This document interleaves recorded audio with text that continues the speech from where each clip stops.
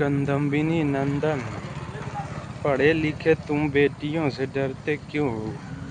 आलेख। सुबह। कांतारी देवी से मेरा मुलाकात सर्दियों में हुई थी। उस समय वह रोहतक की एक आटा मिल में काम कर रही थी। बाद में उससे पक्की दोस्ती हो गई। कांतारी देवी निरक्षर है, लेकिन वह एक विचारक है। आप भी उसके विचारों से परिचित हो सके, इसलिए मैंने कांतारी देवी के सोच विचार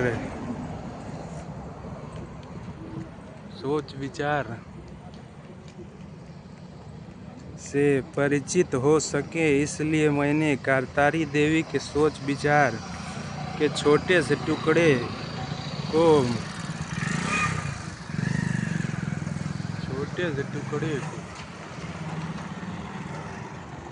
लिखा है। मैं एक मामूली औरत हूँ, इतनी मामूली कि आपकी नज़र भी मुझ पर नहीं पड़ी, लेकिन मैं आपको देख रही हूँ। आप अपनी बीवी के साथ डॉक्टर के यहाँ जा रहे हैं। उसकी कोख में लड़की या लड़का, यह जानने के लिए। असल में आप अपनी लड़की की हत्या करना चाहते हैं। कोख में ही आपको यह ख्याल भी नहीं आ सकता कि जिस सड़क से आप जा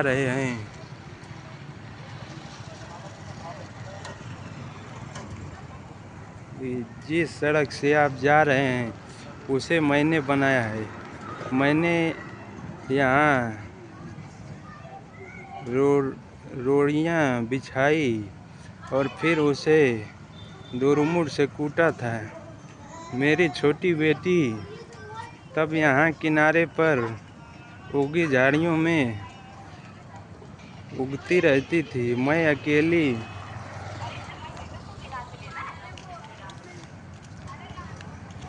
अकेली नहीं हूँ, मेरी 3 बेटियाँ हैं। मेरे आदमी कहता था कि अगर बेटा नहीं हुआ तो मुझे छोड़ देगा। उसने कहने के लिए मुझे छोड़ भी दिया, पर अब भी पक्का पकाया खाने के लिए जब तब आ जाता है। चिकनी चुपड़ी बातें भी करता है। मैं सब समझती हूँ, फिर सोचती हूँ चलो मेरी बेटियों का बाप है। कमाल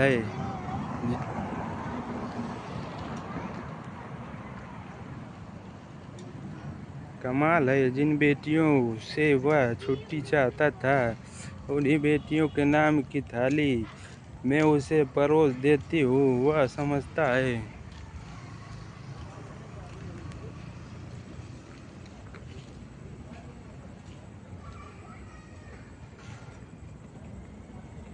उन्हीं बेटियों के नाम की थाली उसे परोस देती हूँ।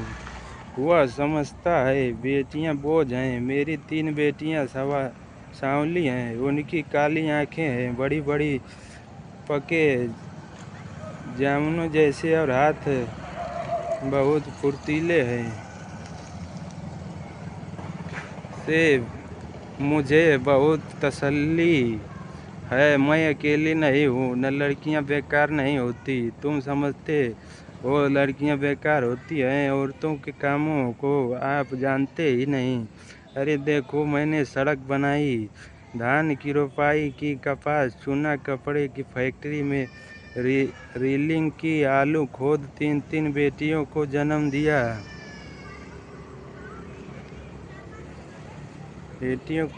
दिया। पाला पोसा। क्या मैं बेकार हूँ? ये जो तुम चाय पीते हो, इसकी पत्तियाँ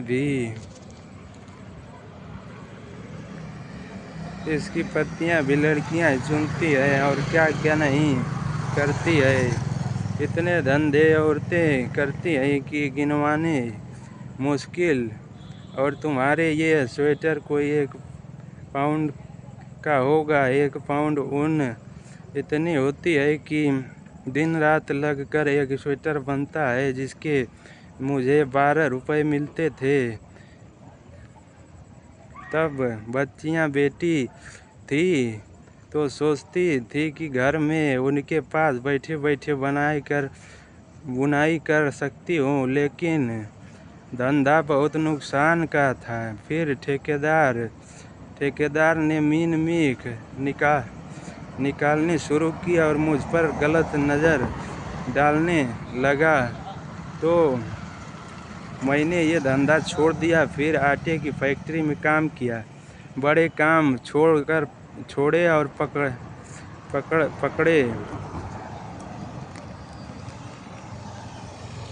बड़े काम छोड़े और पकड़े। ये जो तुम्हारी बीवी के रेशमी साड़ी पहन रखी है, इसके धागे भी औरतें तैयार करती हैं।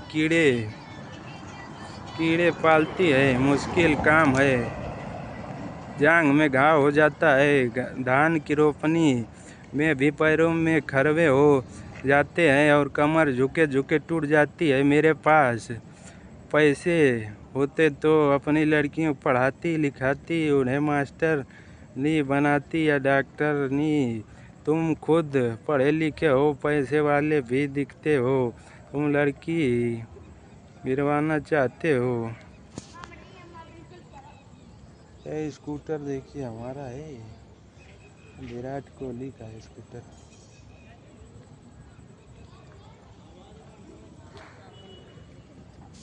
विराट कोहली जैसे स्कूटर चलाते हैं वैसे। अरे देखो, मैंने सड़क बनाई, धान की रोपाई की, कपास चुना, कपड़े की फैक्ट्री में रीलिंग की, आलू खोदे, 3 बेटियों को जन्म दिया, पाला पोसा। क्या मैं बेकार हूँ? ये जो तुम चाय पीते हो, इनकी पत्तियाँ भी लड़कियाँ चुनती हैं और क्या क्या नहीं करती।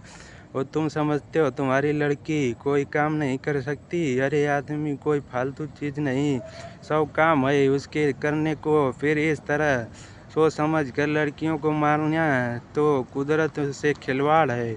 अगर मान लो तुम्हारे घर लड़का हो गया तो ये गाड़ी देखिए जो जा रही है, ये गाड़ी ये हमारे घर से जाती है।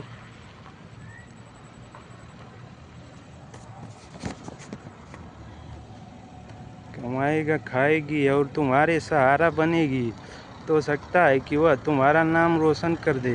पैसा बेटी से बड़ा हो गया, तुम्हारे लिए क्या पैसा ही सब कुछ हो गया है?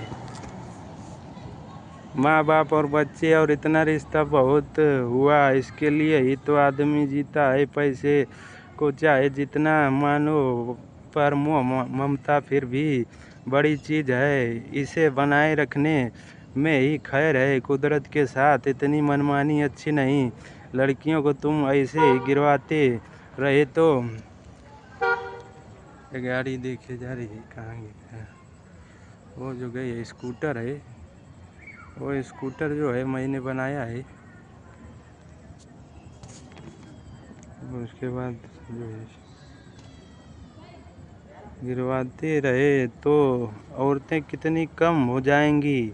फिर तुम उनके लिए कुत्तों की तरह लड़ोगे दहेज के डर में। आज उन्हें मरवा सकते हो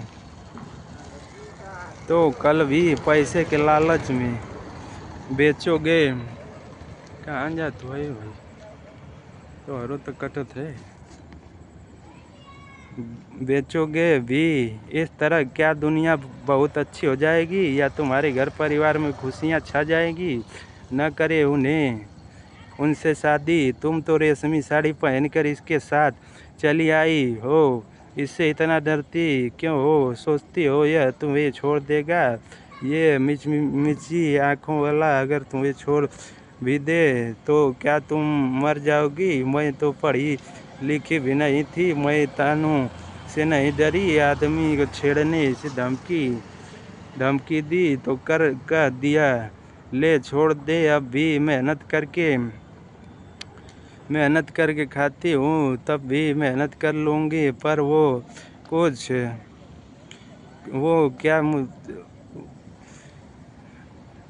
क्या मुझे छोड़ पाया? हम औरतें बहुत काम की है, हमें ये ऐसे ही थोड़े छोड़ सकते हैं। परिवार की ज़रूरत तो इन्हें भी है, नहीं तो हफ्ते हफ्ते मर जाएंगे, कोई पानी देने वाला भी नहीं मिलेगा।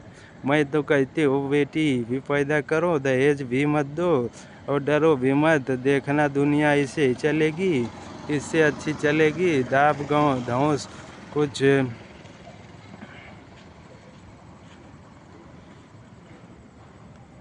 दाब धौंस कुछ कम ही होगी। मेरी बेटी ने कढ़ाई सिलाई सीख ली, वो न होती तो फिर क्या था। मैं तो दुनिया के काम धंधे टहलने निकले हैं,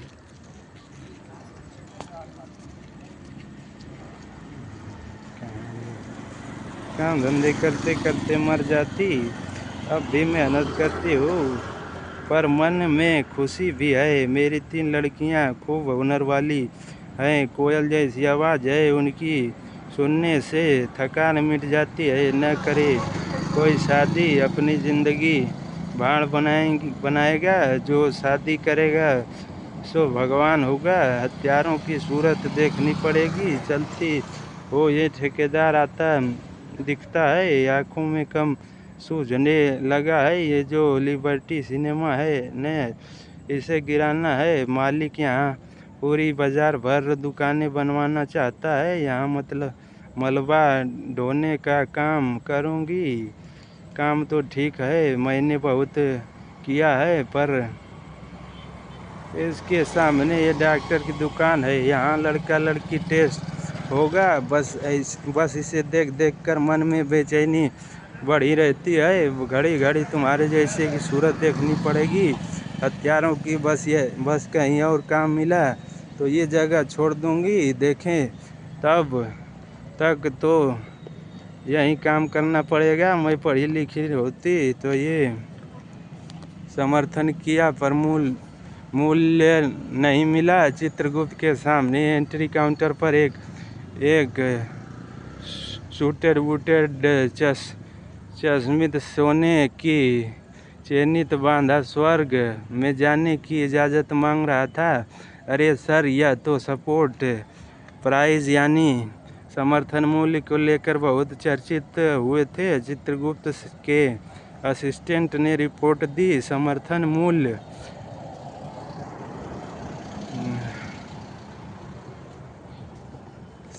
मूल्य को लेकर बहुत चर्चित हुए थे। चित्रगुप्त के असिस्टेंट ने रिपोर्ट दी। समर्थन मूल्य तो खेती किसान के अर्थशास्त्र का शब्द है।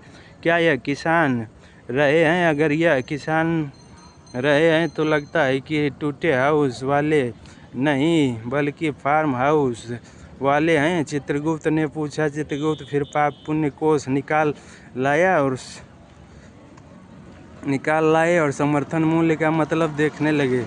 वह मूल्य जो सरकार द्वारा किसी अनाज आदि के बदले दिए जाने का वादा किया जाता है। ये भाई तू बता, खेती किसानी का बंदा रहा है, कभी किसी की कोई रकम तो नहीं मारी? चित्रगुप्त ने समर्थन मूल्य वाले बंदे से सवाल जवाब शुरू किया। महाराज, मेरी रकम ही सीएम मार गए। मैं एक इंडिपेंडेंस एमएलए था। मैंने उसकी डूबायमान सरकार को समर्थन इस मूल्य पर दिया था कि 50 करोड़ रुपए और मंत्री पद मुझे मिलेगा। बाद में मुझे सिर्फ मंत्री पद दिया गया, मेरे 50 करोड़ मार दिए गए। इस सदमे में मेरा हार्ट, जिसके बारे में कईयों के शक था कि वे हैं कि नहीं, फेल हो गए। हे चित्रगुप्त, मैंने समर्थन किया पर मूल्य नहीं मिला। एक ये लोग घर बनाते हैं सब इधर का यही बनाए हैं, सब ऑरेंज करके है, ऑरेंज रे मैक्स। चित्रगुप्त गुस्सा होकर बोले, यह तो रिश्वत है। नो सर, यह समर्थन मूल्य है। सरकारी दफ्तरों में बाबू किसी की फाइल चाहे जब बंद कर सकते हैं, पर नहीं वे उसे चलाने का समर्थन करते हैं, इसका वो मूल्य मांगते हैं। इसमें रिश्वत क्या है? यह तो समर्थन मूल्य है। हवलदार जब चाहे आपको अंदर कर सकता है, पर नहीं, वे आपके बारे में रहने के लिए अधिकार का समर्थन करता है। इसके बदले वह मूल्य मांगता है। जो इसमें रिश्वत क्या है? यह तो समर्थन मूल्य है। महाराज, पे बिना मूल्य के समर्थन कैसा? आप चाहो जिससे पूछ लो। भारतवर्ष के अखबारों का अध्ययन कर लीजिए। सारे दल समर्थन मूल्य बढ़ाए जाने की डिमांड करते हैं। विधायक ने आगे बात साफ की। तमाम अखबारों में समर्थन मूल्य बढ़ाने जाने की मांग पढ़कर चित्रगुप्त चकरा कर बैठ गए। नए फंड के हिसाब के समर्थन मूल्य पाप के खाते से निकल चुका था। चित्रगुप्त निरंतर ही समर्थन मूल्यवान विधायक के स्वर्ग में एंट्री हुई। चल जाओ। चचा नहीं ले, अभी देखा हो, गाड़ी लेके जाता हूँ। चचा तो चाची भी जाए अभी लेके गाड़ी, हवाई जहाज लेके जाती है वो।